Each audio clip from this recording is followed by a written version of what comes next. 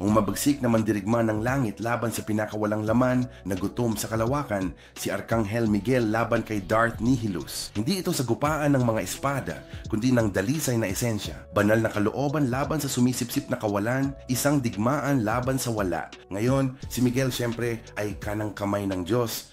Hawak niya ang nagliliyab na espada, siya ang general ng hukbo ng langit. Kapag bumangon ang mga demonyo, pinabagsak niya sila. Kapag kumalat ang dilim, siya ang nagdadala ng liwanag. Hindi siya mensahero, siya ang paghuhukom, nilalang ng banal na batas at balanse. Walang takot, hindi matitinag, higit sa lahat matuwid. At narito naman si Nihilus, na hindi isang tao, hindi rin isang Sith. Isa siyang alingaw-ngaw ng matinding paghihirap matapos ang sugat ng kalawakan, isang itim na butas na nakasuot ng balabal. Hindi siya nagsasalita, nilalamon niya ang mga planeta, mga kaluluwa, pag-asa, siya ang puwersang nagugutom.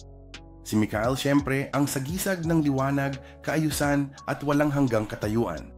Si Nihilus ay kabulukan ng kamatayan, walang hanggan at laging gutom. Ipinapataw ni Michael ang kaayusan sa banal na autoridad. Pinapalusaw ni Nihilus ang kaayusan sa nag-aalimpuyong kaguluhan. Si Michael ay nagliliwanag at nagwawasak ng mga demonyo. Si Nihilus ay ang katauhan ng kadiliman, hindi masama kundi hungkag lamang. Ngayon, ang espada ni Michael ay hindi pumuputol ng laman, kundi humihiwa ng kaluluwa. Kapag siya ay humampas, dala niya ang banal na paghuhukom, umaalingaw-ngaw sa espiritu. Nakipaglaban siya kay Satanas, nakipagbuno sa mga dragon at hindi siya natalo. Nihilus, hindi nakikipaglaban, lumalamon. Sa bulong nauubos niya hukbo, sa isip na papabagsak niya lungsod.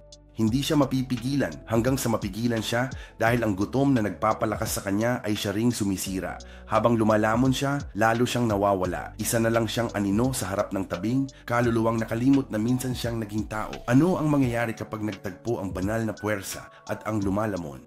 Bumababa si Michael na balot ng liwanag. Si Nihilus ay lumulutang, tila siwang sa realidad. Tahimik ang sagupaan, lampas sa tunog at oras, at ang espada ni Michael ay kumikislap sa apoy. Inaabot ito ni Nihilus upang lamunin.